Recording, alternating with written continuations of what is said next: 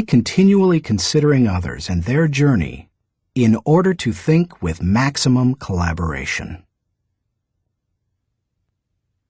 Chapter 11. Rely on bottom-line thinking.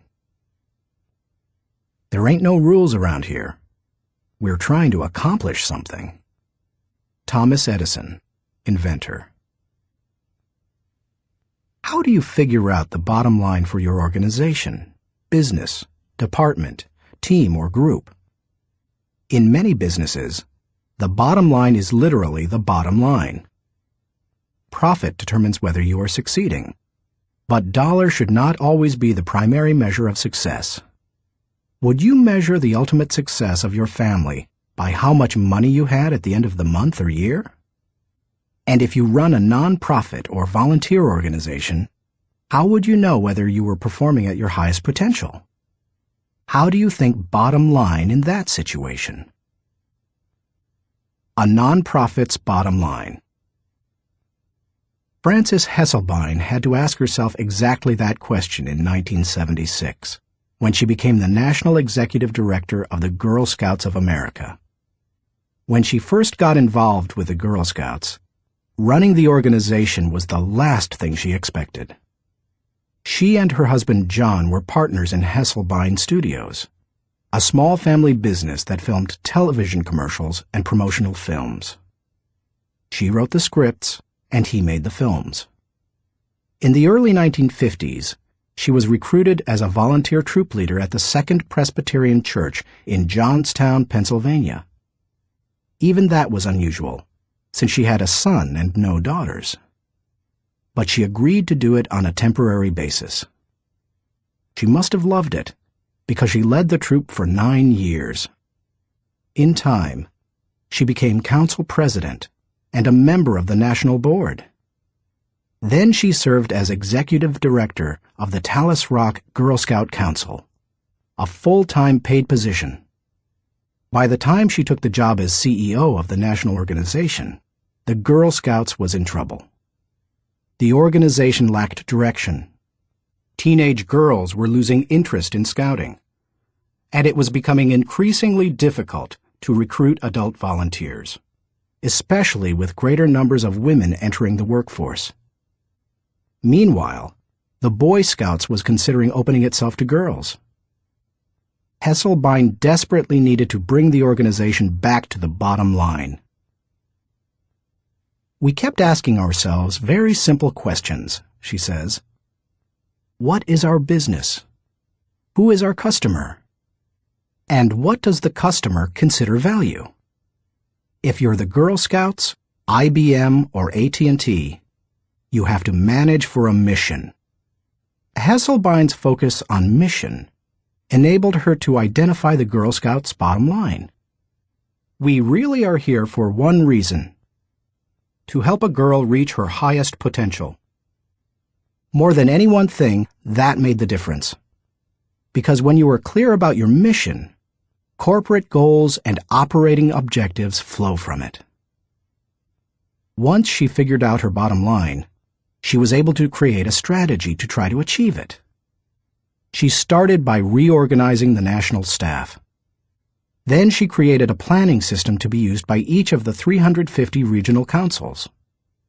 And she introduced management training to the organization.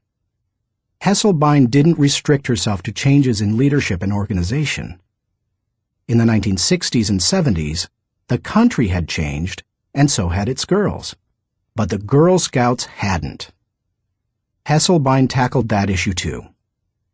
The organization made its activities more relevant to the current culture, giving greater opportunities for use of computers, for example, rather than hosting a party. She also sought out minority participation, created bilingual materials, and reached out to low-income households.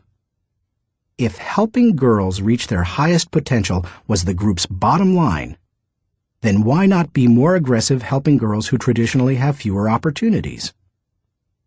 The strategy worked beautifully. Minority participation in the Girl Scouts tripled. In 1990, Hesselbein left the Girl Scouts after making it a first-class organization. She went on to become the founding president and CEO of the Peter F. Drucker Foundation for Nonprofit Management, and now serves as chairman of its board of governors. And in 1998, she was awarded the Presidential Medal of Freedom. President Clinton said of Hesselbein during the ceremony at the White House, "She has shared her remarkable recipe for inclusion and excellence with countless organizations whose bottom line is measured not in dollars, but in changed lives." He couldn't have said it better. Why you should enjoy the return of bottom-line thinking.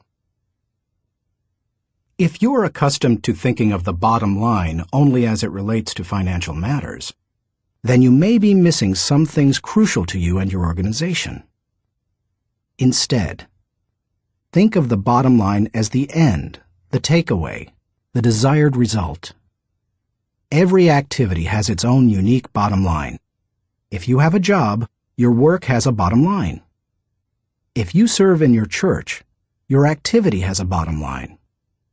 So does your effort as a parent or spouse, if you are one.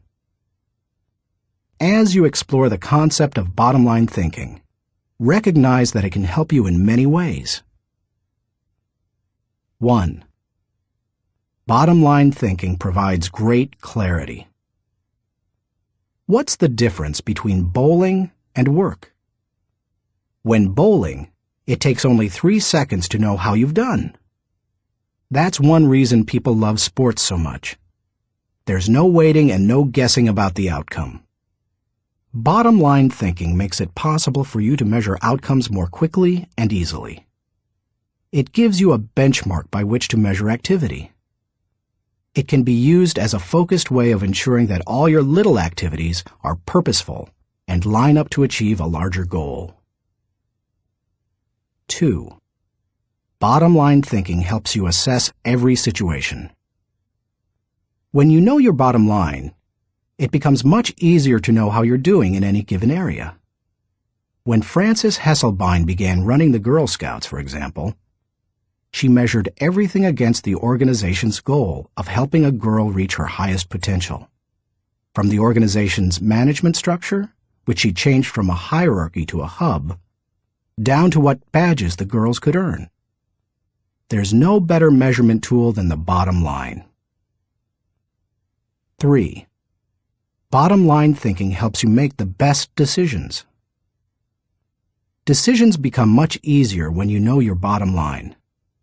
When the Girl Scouts were struggling in the 1970s, outside organizations tried to convince its members to become women's rights activists or door-to-door canvassers. But under Hesselbein, it became easy for the Girl Scouts to say no. It knew its bottom line, and it wanted to pursue its goals with focus and fervency. 4. Bottom-line thinking generates high morale. When you know the bottom line and you go after it, you greatly increase your odds of winning. And nothing generates high morale like winning. How do you describe sports teams that win the championship? Or company divisions that achieve their goals? Or volunteers who achieve their mission? They're excited. Hitting the target feels exhilarating, and you can hit it only if you know what it is. 5. Bottom-line thinking ensures your future.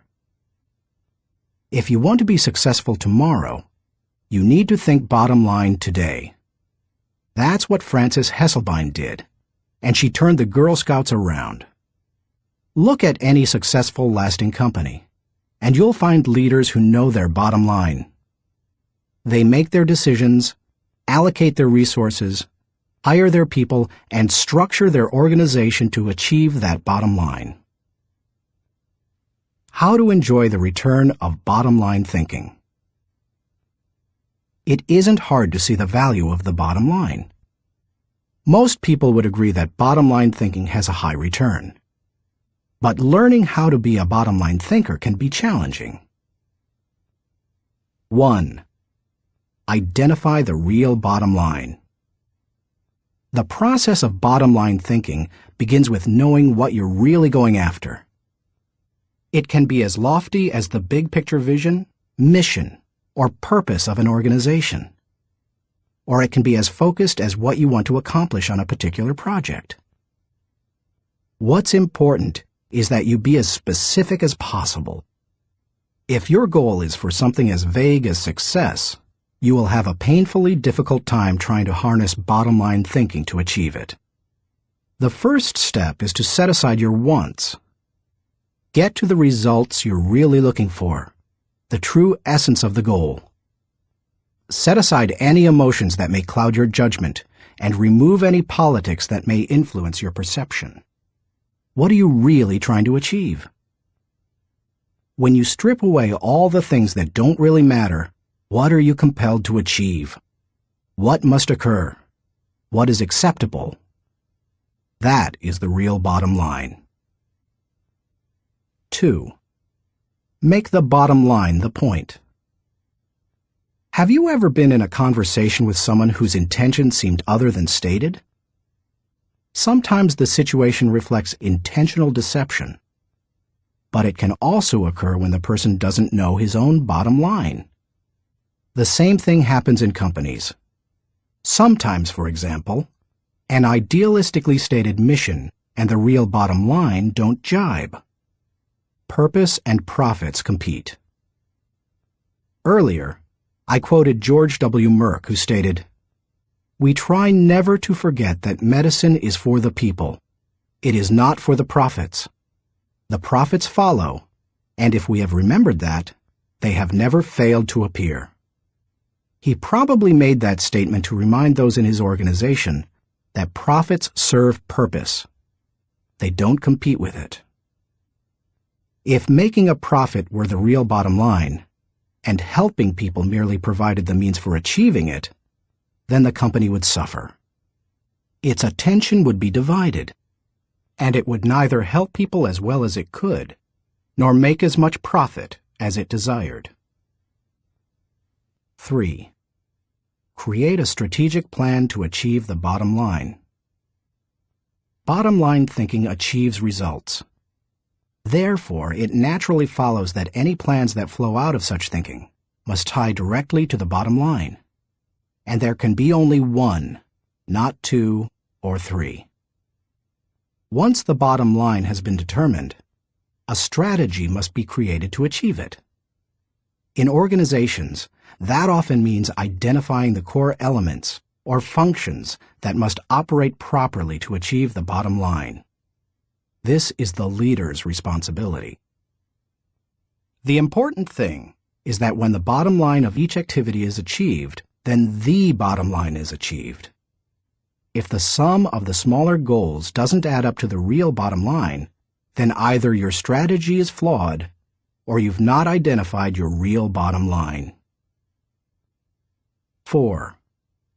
Align team members with the bottom line. Once you have your strategy in place, make sure your people line up with your strategy. Ideally, all team members should know the big goal as well as their individual role in achieving it.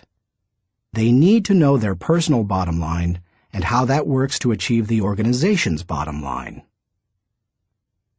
5. Stick with one system and monitor results continually. Dave Sutherland, the president of one of my companies, ISS, believes that some organizations get into trouble by trying to mix systems. He maintains that many kinds of systems can be successful, but mixing different systems or continually changing from one to another leads to failure. Dave says, "Bottom line thinking cannot be a one-time thing. It has to be built into the system of working and relating and achieving. You can't just tune into the desired result every now and then. Achieving with bottom-line thinking must be a way of life, or it will send conflicting messages. I am a bottom-line thinker. It is part of my system for achievement. I practice it every day. No other measurements, no wasted efforts." Dave calls members of his field team every night to ask the bottom-line question they expect to hear. He continually keeps his eye on the company's bottom line by monitoring it for every core area. When it comes right down to it, regardless of your bottom line, you can improve it with good thinking. And bottom line thinking has a great return because it helps to turn your ideas into results. Like no other kind of mental processing, it can help you to reap the full potential of your thinking, and achieve whatever you desire. Thinking question. Am I staying focused on the bottom line so that I can gain the maximum return